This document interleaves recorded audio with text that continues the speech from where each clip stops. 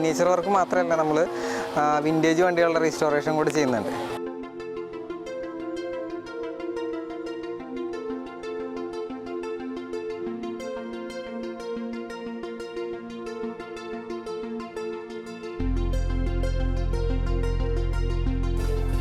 Hello, നമസ്കാരം.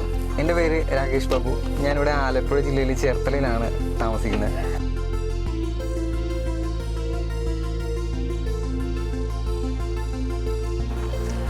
ഇപ്പം നമ്മൾ ചെയ്യണമെന്ന് വെച്ചാൽ കുട്ടികൾക്ക് വേണ്ടിയിട്ടുള്ള, അതായത് ഇപ്പം നമ്മുടെ കൺസെപ്റ്റ് എന്ന് പറഞ്ഞാൽ വീട്ടിൽ അച്ഛനൊരു ബുള്ളറ്റ് ഉണ്ടെങ്കിൽ പിള്ളേർക്ക് ബുള്ളറ്റ് ഭയങ്കര ഇഷ്ടമാണെങ്കിൽ നമ്മൾ അതിൻ്റെ ചെറിയ സൈസിൽ പിള്ളേർക്ക് ഓടിക്കാവുന്ന രീതിയിലുള്ള ചെറിയ സൈസിൽ നമ്മൾ ചെയ്ത് കൊടുക്കും. അപ്പോൾ അതുപോലെ തന്നെ 4 വീലർ ആണെങ്കിലും അതുപോലെ തന്നെ വിൻറ്റേജ് കാറുകളാണെങ്കിലും ഒക്കെ നമ്മൾ ചെറിയ മോഡൽ ചെയ്യാറുണ്ട്. ഭാവിയിൽ ഇതുപോലെ ചെറിയ വണ്ടികളൊക്കെ ഉണ്ടാക്കുന്ന ഒരു കമ്പനി പോലെ സ്റ്റാർട്ട് ചെയ്യണം എന്നുള്ള ഒരു ആഗ്രഹമൊക്കെ ഉണ്ട്. അപ്പോൾ ഇപ്പം നമ്മൾ ചെയ്തുകൊണ്ടിരിക്കുന്ന 2 വണ്ടികളാണിത്. ഡിഫൻഡറിൻ്റെ പഴയ മോഡൽ 2 വണ്ടി. ഇത് ഇലക്ട്രിക് വണ്ടിയാണ്. അപ്പം പിള്ളേർക്ക് വേണ്ടിയിട്ട് ചെയ്യുന്നതാണ്, പാർക്കിലേക്ക് വേണ്ടി ചെയ്യുന്നതാണ്. ഇത് മാത്രമല്ല, മിനിയേച്ചർ വർക്ക് മാത്രമല്ല, നമ്മൾ വിൻറ്റേജ് വണ്ടികളുടെ റീസ്റ്റോറേഷൻ കൂടി ചെയ്യുന്നുണ്ട്.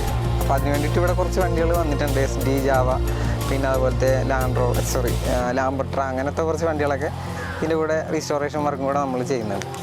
അപ്പോൾ ഇതൊക്കെയാണ് റീസ്റ്റോർ ചെയ്യാനായിട്ട് വന്നേക്കുന്ന വണ്ടികൾ. അപ്പോൾ ഇതിൻ്റെ പ്രധാന പ്രശ്നം എന്ന് വെച്ചാൽ നമ്മളിപ്പോൾ റീസ്റ്റോർ ചെയ്യാനായിട്ടാണെങ്കിൽ ഇതിൻ്റെ പാർട്സ് കിട്ടാത്തതാണ് ഏറ്റവും വലിയ ബുദ്ധിമുട്ട്.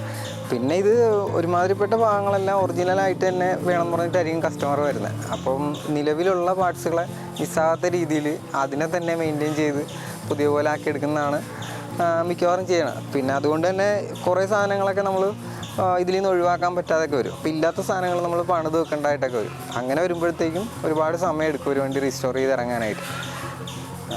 ഇതിപ്പം കൊണ്ടുവന്നിട്ട് തന്നെ അധികം നാളായി. പിന്നെ ഇതിപ്പോൾ പണിതിറക്കാനാണെങ്കിൽ ഒരു 4 മാസത്തിൻ്റെ ഏറെ ഇതിൻ്റെ വർക്കിംഗ് ടൈം നമുക്ക് വേണ്ടി വരും.